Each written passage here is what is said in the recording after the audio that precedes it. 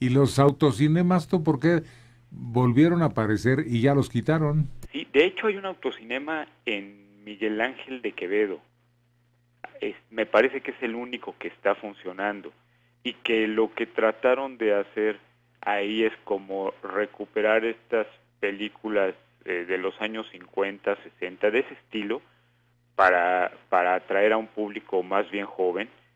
Y el autocinema también, bueno, a mí de cuando era niño, adolescente, la verdad era algo que me parecía muy atractivo, aunque no, por supuesto no era novedad, eso ya desde los años 50 ya estaba funcionando y con mucho éxito, porque en los autocinemas uno iba a ver películas, pues serie Z se puede decir, ¿no? Películas de bajísimo presupuesto, muchas de ellas de casi de humor involuntario, pero que entre una y otra pues, había cosas bastante interesantes, sobre todo con aquellas películas de ciencia ficción de la cual aparecieron pues muchísimos actores que después se iban a volver famosos. La otra vez comentábamos de Clint Eastwood, él debuta precisamente en El monstruo de la Laguna Negra, o es el piloto que destruye aquella tarántula gigante en la película Tarántula.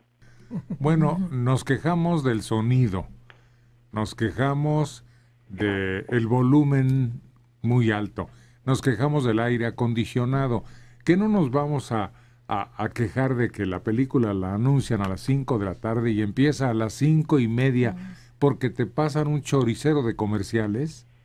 Sí, es que eso es algo que pienso que se debería de protestar, porque yo estoy de acuerdo con los trailers, con los trailers de películas que se van a exhibir. Bueno, eso es algo, ya es una tradición, pero que te metan Y comerciales.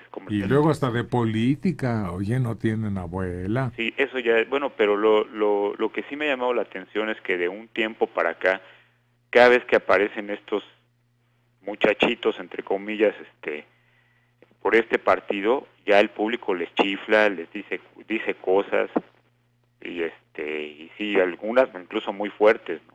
Hasta mentadas de madre les dicen.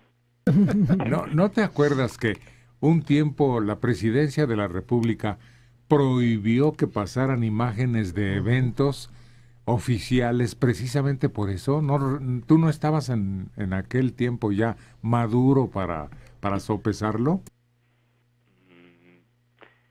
Sí recuerdo eso, pero pero es algo que de pronto también hubo ya una suerte de libertad extraña en relación a la cuestión de las imágenes políticas, ¿no?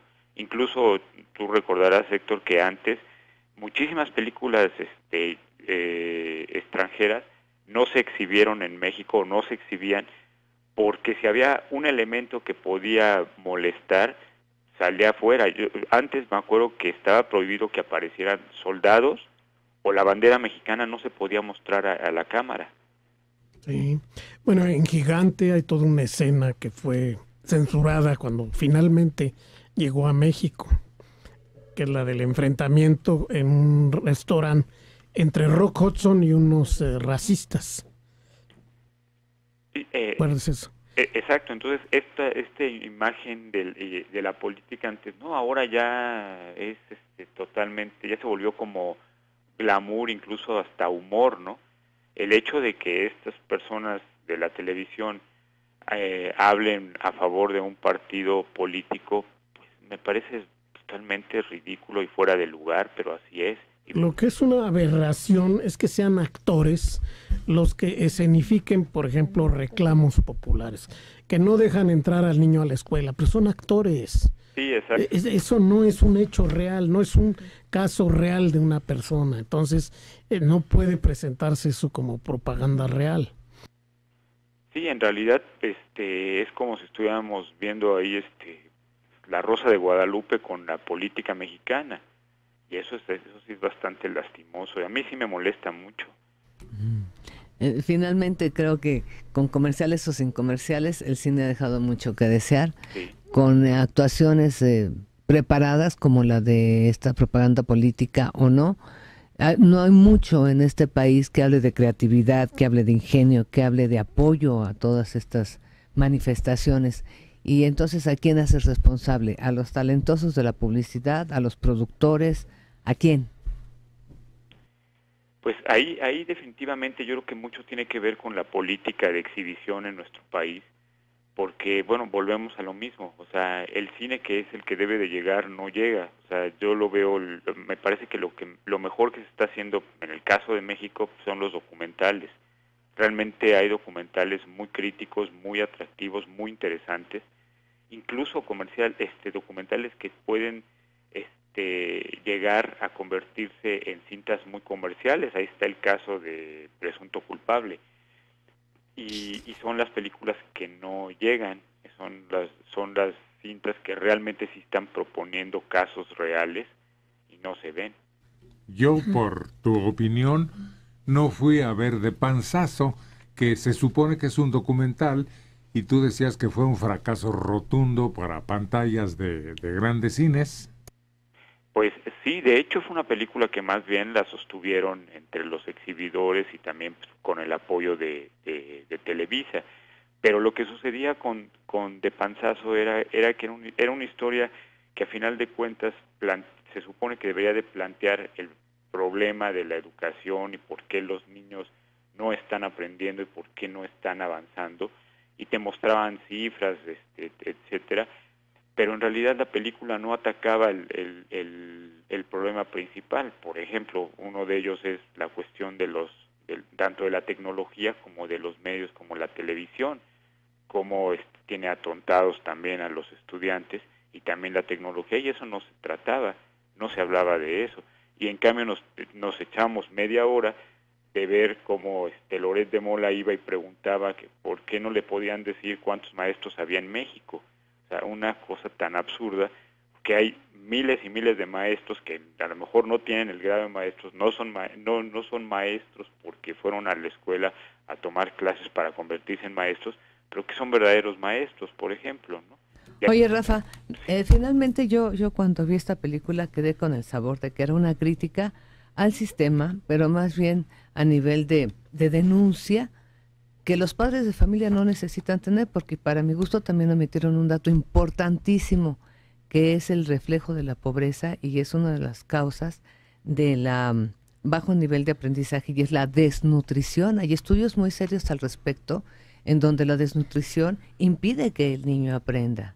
Exactamente. Por ejemplo, teníamos una escena en una comunidad rural alejadísima de la mano de Dios, y solamente las imágenes que nos ponían es que no servía la antena, no servía la televisión, pero lo importante era ver por qué esos niños que están ahí, pues, están mal alimentados, tienen muchísimas otras carencias y no lo veíamos, por ejemplo, ¿no? Y más aparte de eso, habrá que sumarle que esta película también no faltaban estas escenas melodramáticas, típicas de los reportajes que hace esta televisora, como aquella secuencia del niño en una silla de ruedas que nadie le hace caso y que él está intentando subir una rampa y pasan niños a su alrededor y nadie es capaz de ayudarlo. O sea, es cierto, sí, también, pero de alguna forma era parte de jugar con esta cuestión dramática para apoyar el mismo documental.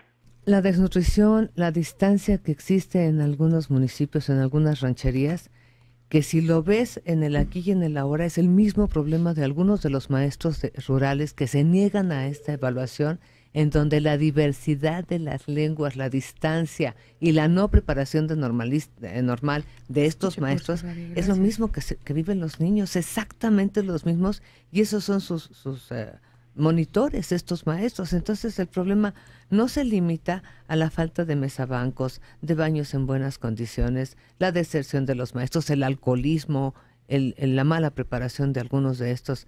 Va mucho más allá, y como denuncia creo que quedó incompleta. Sí, no, totalmente. Incluso todo esto que estás mencionando, Dora, pues aparecía en Río Escondido, aquella película con María Félix. Bueno, antes que te vayas, una pregunta más. ¿Por qué tú debes estar enterado?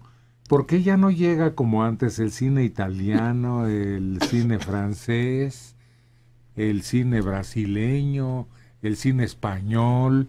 ¿Qué le tienen cerradas las puertas aquí? ¿Porque ya nos vendimos a Hollywood? Pues en parte sí. Lo que sucede es que la mayoría de las películas que llegan aquí a México pertenecen a unas cadenas o unos estudios productoras que aquí les llaman las majors, y que bueno, son estas grandes Fox, Columbia, etcétera. Entonces, muchas incluso de estas películas que tú dices de nacionalidad no estadounidense, algunas de ellas terminan siendo retenidas o tomadas por estas productoras. Por ejemplo, se estrenará pronto una película con Salma Hayek que se llama La Chispa de la Vida, es una película española, pero ella es una de las protagonistas. Sin embargo, la mayoría de todas estas cintas, al no pertenecer a estos grandes consorcios y que pertenecen a consorcios pequeños, no pueden enfrentarse precisamente con los exhibidores que a su vez ya están en un contubernio con estos otros, estas cadenas enormes, y en efecto les tienen las puertas cerradas. Y la única manera que tenemos para ver estas películas es cuando una vez al año llega una semana de cine español que la embajada intenta ahí meter y que solamente la vemos en una o dos cines, o como comentaba, con estas muestras, etcétera, pero ya este tipo de cine cada vez llega menos, a menos que pertenezcan, esas películas estén tomadas por estas grandes distribuidoras y que son películas realmente comerciales. Pero, por ejemplo, en la Semana de Cine Español yo vi una película que me pareció extraordinaria que se llama Pan Negre, catalana, o Pan Negro, que era una historia que sucedía después de la Guerra Civil, y es una película impresionante en todos sentidos y con una producción muy espectacular y una película muy profunda en cuanto a su historia. Y la película, a pesar de que se vio en 2 funciones solamente ahí, nadie la tiene, nadie la distribuye, y no la podemos ver de manera masiva. Mafias. Exacto. Bueno, pues ahí le cortamos. Ahí le cortamos, y felicidades a Angelina Jolie, que cumple 37 años. La viuda. Ya está vieja. La viuda.